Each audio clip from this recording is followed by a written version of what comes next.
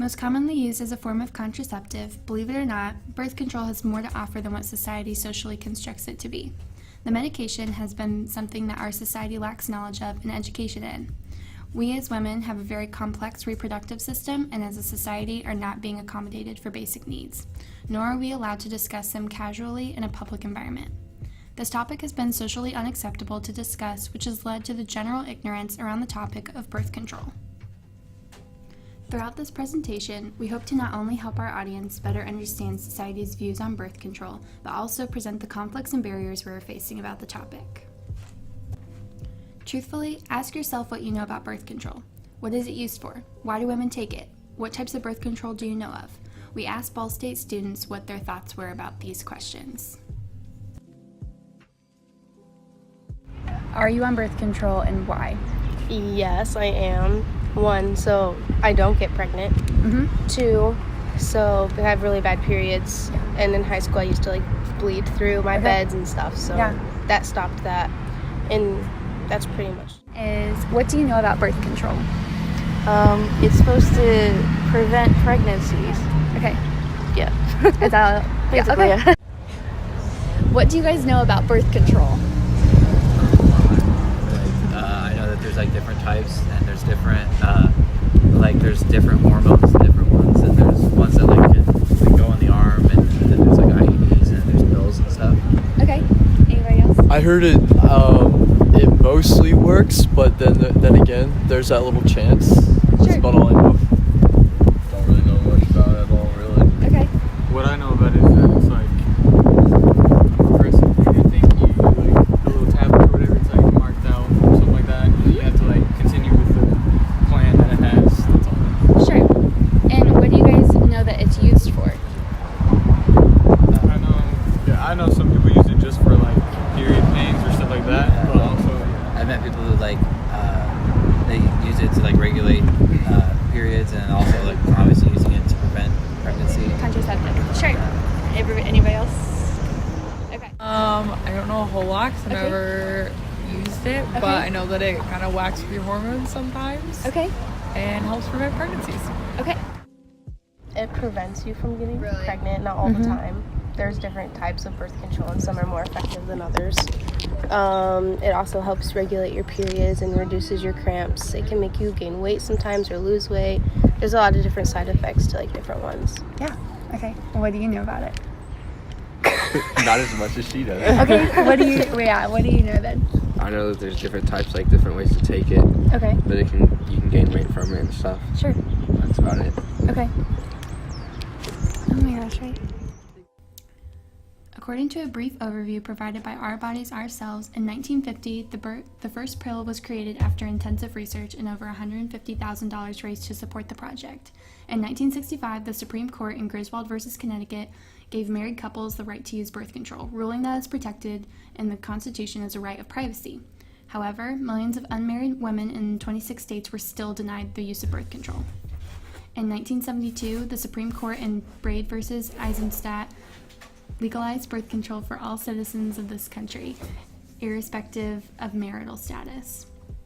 From the 1980s to now, the progression of the variety of birth control types has progressed. We now have over 15 different types of the birth control pill. Today, more research is needed on women-controlled methods that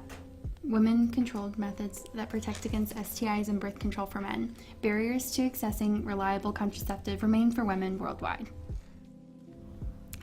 We asked students what their thoughts were about the Sandra Fluke case. Sandra Fluke was a law student from Georgetown and was called a slut for being an advocate for the availability of birth control on campus through healthcare plans. Rush Limbaugh, conservative talk show host, made allegations against Fluke for saying that she was a prostitute and a slut for wanting readily available birth control for women at Georgetown. On the Today Show, Fluke says that the accusations made were an attempt to silence me, to silence all of us from speaking about the health care we need. Her argument for birth control being made available at religious universities was made apparent during her hearing led by House Majority Leader Nancy Pelosi. The proposed amount that the average student would spend on birth control at Georgetown was $1,000. Due to the lack of service from healthcare plans, students are potentially put in a state of financial burden or are not getting the medication that they need. Limbaugh's argument is that she just wanted to be paid to have sex, which is contrary to what Fluke was asking for. Many of these conservative beliefs are narrow in the initial use or effect of being prescribed birth control.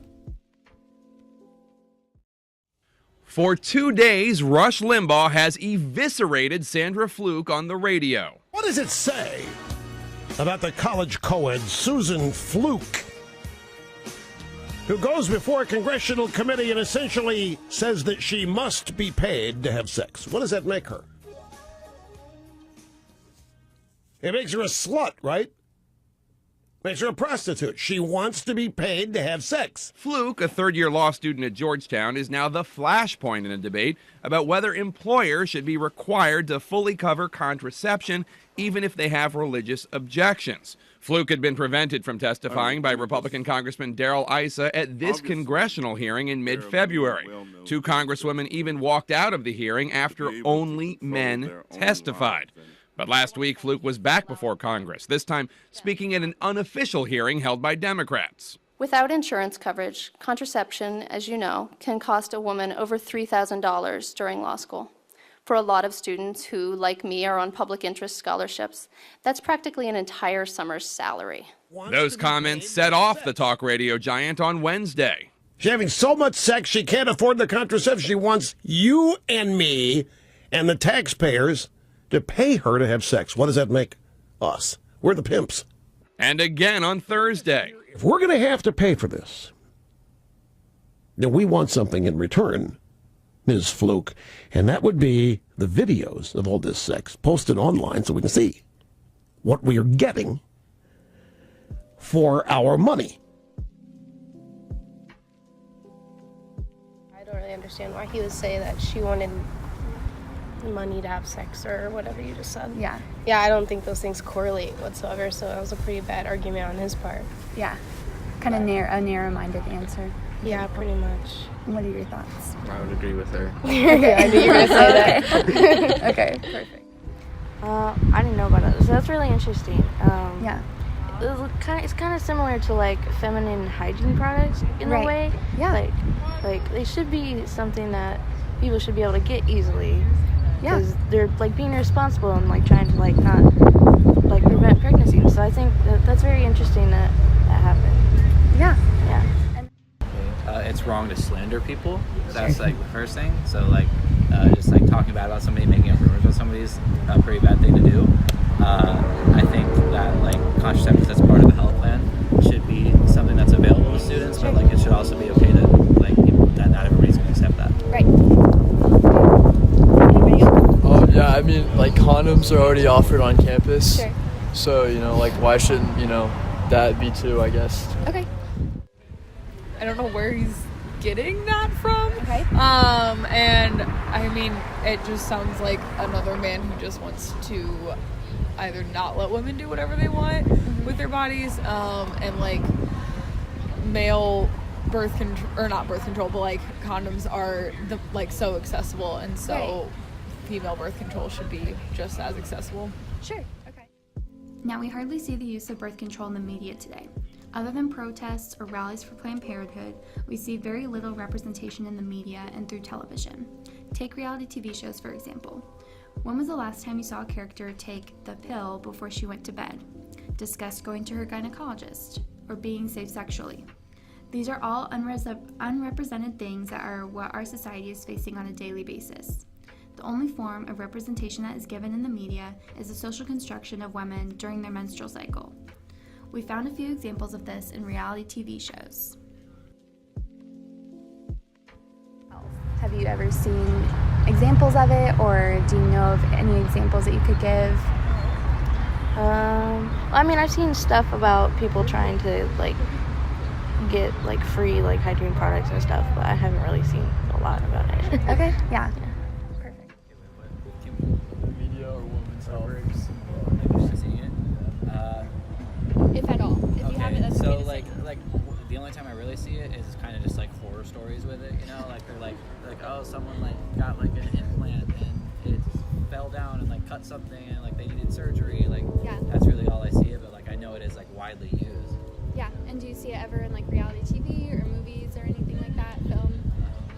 I think a couple times I have. Times. Yeah. Yeah. Okay. But usually it's like a throwaway reference, you know. Sure, like the hormonal menstrual Yeah, cycles yeah. mentioned, but that's it. Okay. Yeah.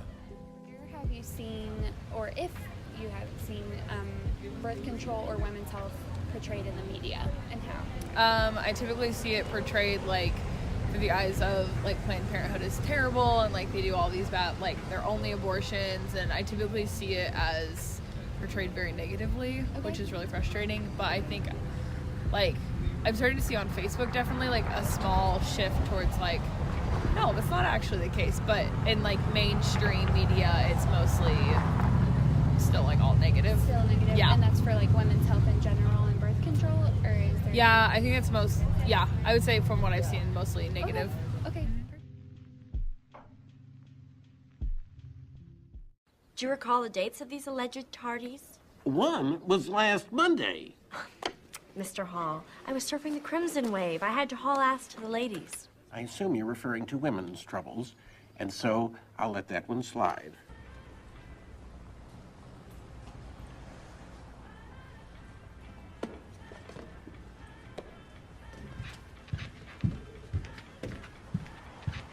See you later, Dad. See you, Greta. So who has a lady problem that they like to talk about? Yes. Somebody wrote in that book that I'm lying about being a virgin because I use super jumbo tampons, but I can't help it if I've got a heavy flow and a wide set vagina. Yeah, I can't do this. Overall, birth control and society's view of it is purely controversial in our culture as Americans today. We demonize the use of the drug for the fact that it has the ability to be used as a contraceptive. Talking about the topic and implementing education on what it is and how it can be used is necessary in the modern world we live in. This action will allow us to be less narrow-minded and will encourage conversation about women's reproductive health as a whole. We hope you all enjoyed our presentation and feel more educated on the lack of representation and knowledge about birth control in our society today. We encourage you to feel comfortable talking about this topic and hope that you will be optimistic and take opportunities to learn about birth control, as it is vital for women's reproductive health. So after interviewing the people on campus, what were your guys' views on the behavioral analysis that we conducted as a whole? I thought it was really interesting how like they all kind of got like timid and like kind of awkward about it, which is like kind of our point that like birth control is like something that people shy away from like talking about publicly. Mm-hmm. Yeah, I was really shocked to see how the guys like had a lot of knowledge about birth control. Yeah, that one did. Yeah, that was crazy. I mean, as a dude, and I have a girlfriend and all that stuff, but like, I don't even know that much about birth control. She just tells me it just prevents pregnancy. So I don't know anything. I figured out the other day when we were like surveying other people that birth control like affects, like regulates your period and all that. I didn't know that. Sorts of Yeah, really interesting. I think it was also interesting that people's initial reaction was that it prevents pregnancies, but then also that they said it's not always effective, which is also interesting due to the fact that it is effective in different ways rather than just preventing pregnancy. So yeah, very interesting. Go team.